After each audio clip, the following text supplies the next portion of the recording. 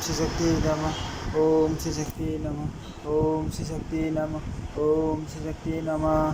समुद्र ऋषि सत्र आदि तीर्थों की महिमा तथा गौतमी महात्म्य का उपसंहार।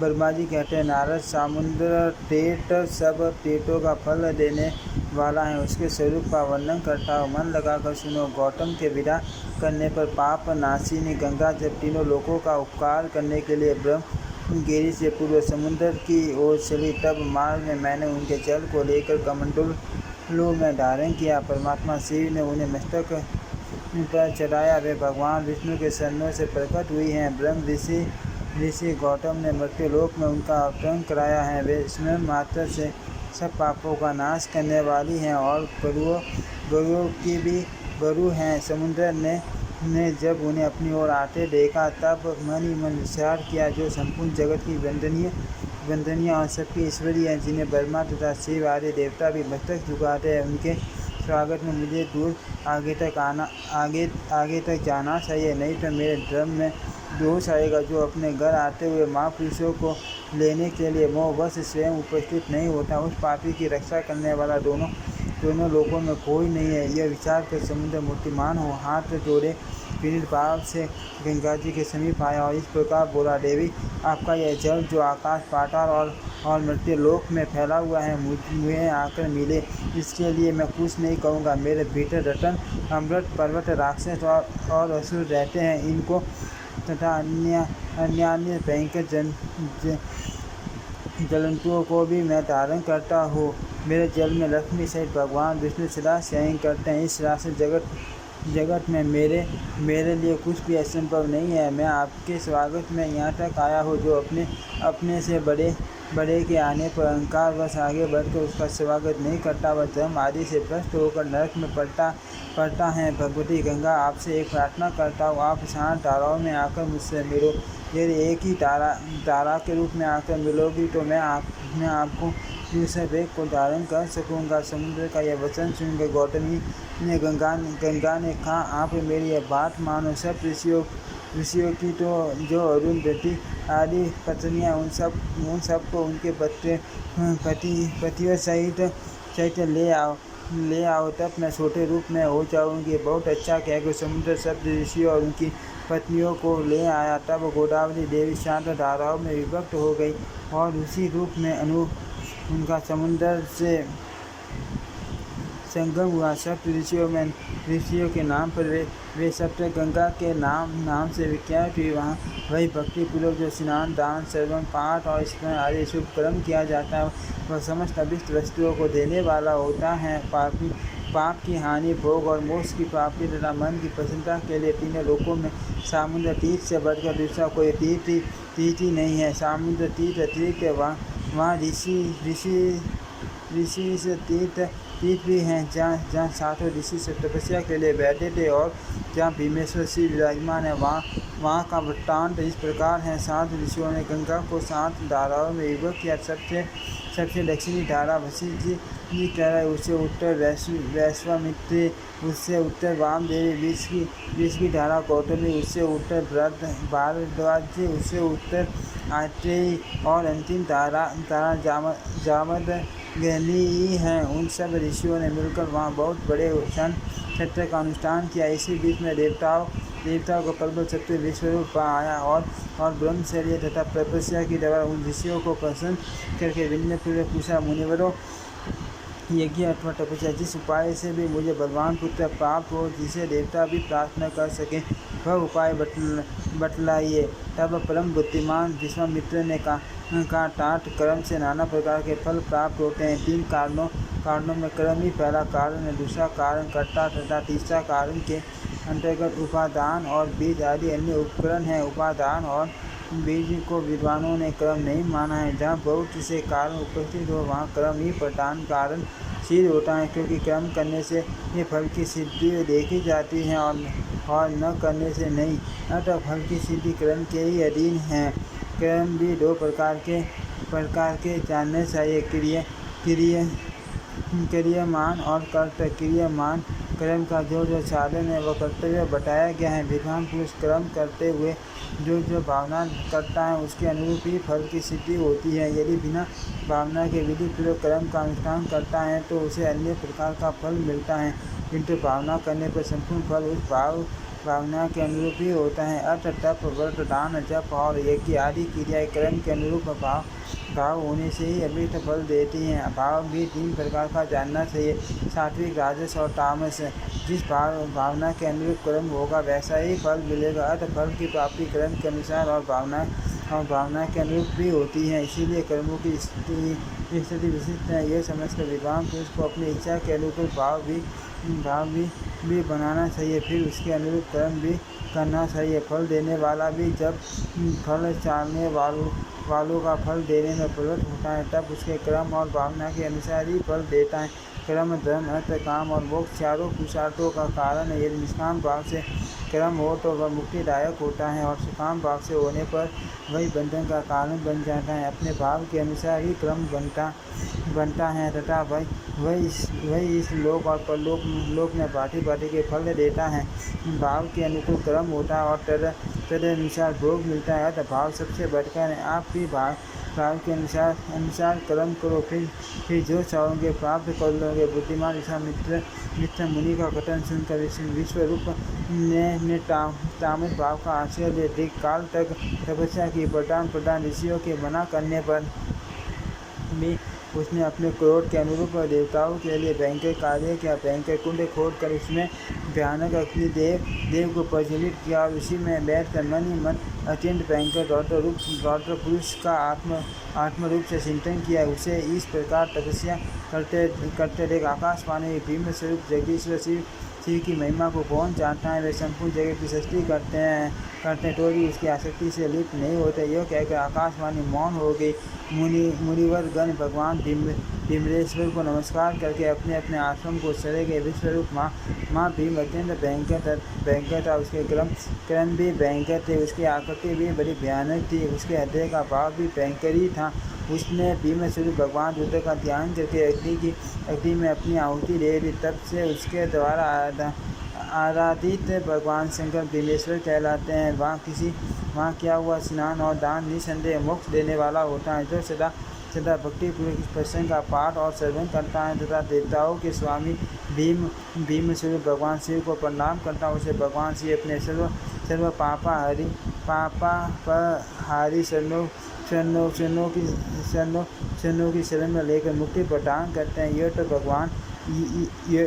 तो भगवती गोदावरी सर्वत्र और सदा ही संपूर्ण पाप राशि का विनाश करने वाली तथा परम पुरुषार्थ मोक्ष देने वाली है। तथापि जहाँ वे समुद्र में मिली हैं वहाँ उनका महात्म्य विशेष रूप से बढ़ा हुआ है। जो पुण्यात्मा प्राणी गोदावरी सागर संगम में स्नान कर लेता है वह अपने पूर्वजों का दूसरे नरक से उद्धार करके स्वयं भी भगवान शिव के धाम में जाता है। जो वेदांत द्वारा जानने योग्य तथा सबका उपास्य है, साक्षात वह ब्रह्म भीमेश्वर के रूप में प्रकट है।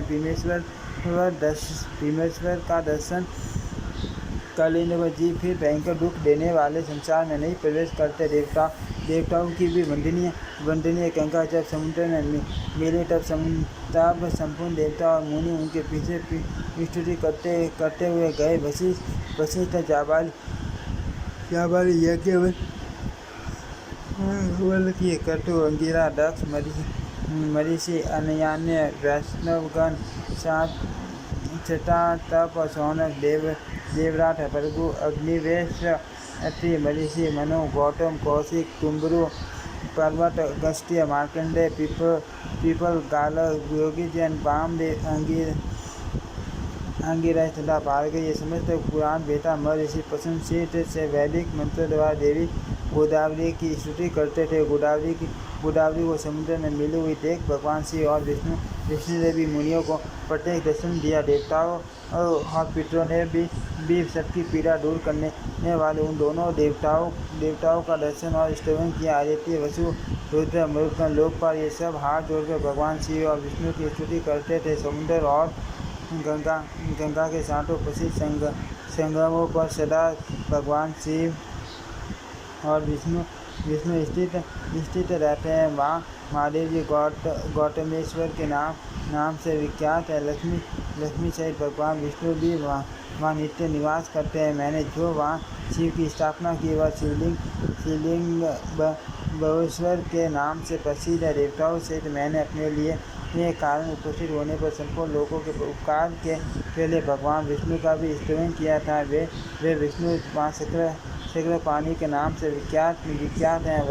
वही इंद्र तीर्थ भी हैं और उसी को हयग्रीव तीर्थ भी कहते हैं। वहाँ सोम तीर्थ भी हैं जहाँ भगवान श्री सोमेश्वर के नाम से प्रसिद्ध है। एक समय इंद्र ने बड़े बड़े यज्ञों द्वारा मेरी आराधना करके मेरे प्रसाद से अपना मनोरथ सिद्ध किया था। तब से मैं भी वही सब लोगों को उपकार करने के लिए रहता और विष्णु और शिव तो वहाँ है ही। अग्नि ने जहाँ यज्ञ किया वह स्थान आग्नेय तीर्थ के नाम से प्रसिद्ध है। परंतु आदित्य तीर्थ जहाँ आदित्य तीर्थ हैं, जहाँ वेद में आदित्य प्रतिदिन मध्य काल में दूसरा रूप धारण करके मेरा शिव का तथा विष्णु का दर्शन एवं उपासना करने के लिए आते हैं।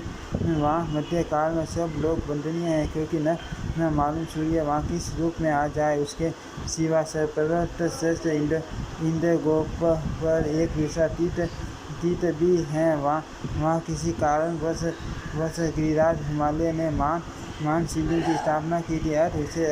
उसे अद्य तीर्थ कहते हैं। वहाँ किया हुआ स्नान और दान संपूर्ण अभिष्टों को देने वाला तथा शुभ है। इस प्रकार गौतमी गंगा ब्रह्मगिरी से निकलकर जहाँ समुद्र में मिली वहाँ तक के कुछ तीर्थों का मैंने संक्षेप से वर्णन किया। गौतमी गंगा वेद और पुराणों में भी प्रसिद्ध हैं। ऋषियों द्वारा भी उनकी बड़ी ख्याति हुई है। संपूर्ण विश्व ने उनके चरणों में मस्तक झुकाया है। उनका प्रभाव अत्यंत मान है। नारद किसमें इतनी शक्ति है जो गोदावरी की महिमा का पूरा वर्णन कर सके, जो भक्तिपूर्वक उनके गुण गान में प्रकट हो। यथा कथित उनकी महिमा का दर्शन कराता है। उसके ऐसा करने में निसंदेह कोई अपराध नहीं। इसीलिए मैंने भी लोक कल्याण के उद्देश्य से अत्यंत प्रयास करके गंगा के महात्म्य को संक्षेप में सूचित किया है। कौन गोदावरी के प्रत्येक तीर्थ का प्रभाव बता सकता है।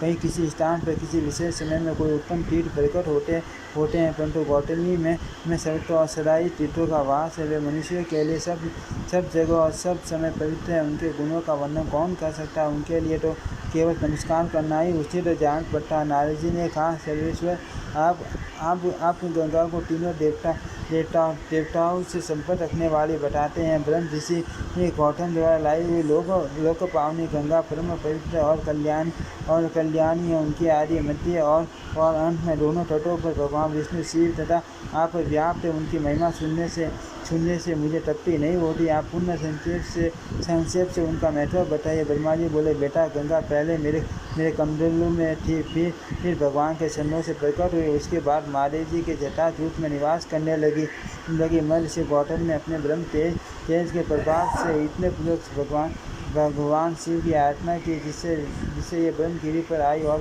वहाँ से चलकर पूरे समुद्र में जा मिली। भगवती गोदावरी सर्वतीर्थमयी हैं। वे मनुष्य के मनोवांछित फल देती हैं। उनका प्रभाव सबसे बढ़कर है। मैं तीनों लोकों में कोई भी तीर्थ गोदावरी से बड़ा नहीं मानता। उन्हीं के प्रभाव से मन की सारी अभिलाषा पूर्ण होती हैं। आज भी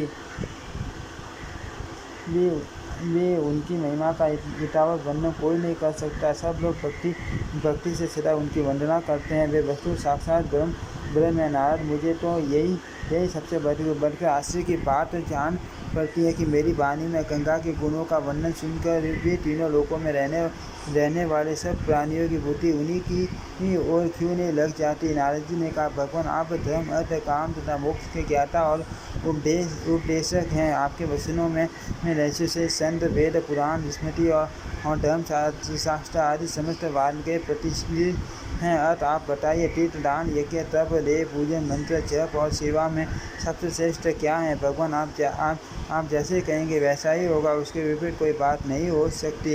अर्थ मेरी संशय का निवारण कीजिए। ब्रह्मा जी बोले, नारद सुनो, मैं रहस्य में उत्तम धर्म का वर्णन करता हूँ। 4 प्रकार के तीर्थ हैं, 4 ही युग हैं, 3 गुण 3 पुरुष और 3 ही सनातन देवता हैं। स्मृतियों सहित वेद 4 बताए गए हैं।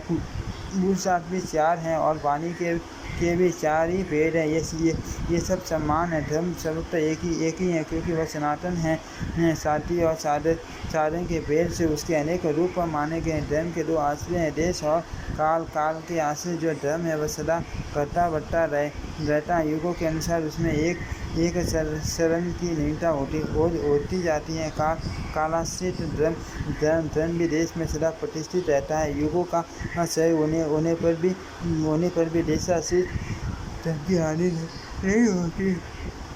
जो धर्म दोनों आश्रयों से हीन है, उसका अभाव हो जाता है। अतः देश के आश्रित रहने वाला धर्म अपने चारों समूहों के साथ प्रतिष्ठित होता है। देशाश्रित धर्म भी देशों में तीव्र रूप से स्थित रहता है। सत्य युग में धर्म देश और काल दोनों की आश्रित होता है। त्रेता में उसके एक शरण की, द्वापर में 2 शरणों की और कली युग में उसके 3 शरणों की हानि होती है। द्वापर और कली में कर्मश आदि और स्वतः रूप में शेष रहकर धर्म चालू रहता है। कली में उसकी संकट में स्थिति होती है। जो इस प्रकार धर्म को जानता है उसके धर्म की हानि नहीं होती। जो घर से तीर्थ यात्रा के लिए निकलना चाहता है उसके सामने अनेक प्रकार के विघ्न आते हैं, परंतु जो उन विघ्नों को मस्तक पर पैर रखकर गंगा जी के पास नहीं पहुंचता, उसने अपने जीवन में क्या फल पाया। गौतमी के प्रभाव का कौन वर्णन कर सकता है। साक्षात सदाशिव भी उसके वर्णन में असमर्थ है। मैंने संक्षेप से इतिहास सहित गंगा के महात्म्य का प्रतिपादन किया। चराचर जगत में धर्म, अर्थ, काम और मोक्ष का जो भी साधन है वह सब इस विस्तृत इतिहास में मौजूद है। इसमें वेदोक्त सिद्धियों का संपूर्ण रहस्य बताया गया है। जगत के कल्याण के लिए जो उत्तम साधन, जो उत्तम नाम वाला प्राचीन तीर्थ देखा गया है, उसी का वर्णन किया गया है। जो इस महात्म्य का एक श्लोक अथवा एक पद भी भक्तिपूर्वक पढ़ता और सुनता है अथवा गंगा ये उच्चारण करता है, वह पुण्य का भागी होता है। गंगा का यह उत्तम महात्म्य कली के कलंक का विनाश करने वाला सब प्रकार की सिद्धि और मंगल देने वाला है। संसार में ये समाधान के योग्य हैं। इसके पढ़ने और सुनने से मनोवांछित फल की प्राप्ति होती है। जो 100 योजन दूर से ही गंगा का उच्चारण करता है वह सब पापों से मुक्त होता है और भगवान विष्णु के धाम में जाता है। तीनों लोकों में 3.5 करोड़ तीर्थ हैं। वे सभी बृहस्पति के सिंह राशि में स्थित होने पर गौतमी गंगा में स्नान करने के लिए आते हैं। बेटा, ये गौतमी मेरी आज्ञा जो सदा सब मनुष्यों को स्नान करने पर मोक्ष प्रदान करेगी। 1000 अश्वमेघ और 100 वाजपेयी यज्ञ करने पर जो फल मिलता है वह इस महात्म्य के श्रवण मात्र से प्राप्त हो जाता है। नारद जिसके घर में यह मेरा का हुआ पुराण मौजूद है, उसे कभी काल का कोई भय नहीं। यह उत्तम पुराण जिस किसी मनुष्य के सामने कहने योग्य नहीं है। श्रद्धालु शांत एवं भक्त महात्मा के सामने इसका कीर्तन करना चाहिए। ये भोग और मुक्त देने वाला तथा पापों का नाश करने वाला, इसके श्रवण मात्र से मनुष्य करते हो जाता है। जो अपने हाथ से लिख कर यह पुस्तक ब्राह्मणों को देता है वह सब पापों से मुक्त होकर फिर कभी गर्भ में नहीं आता। ओम श्री शक्ति।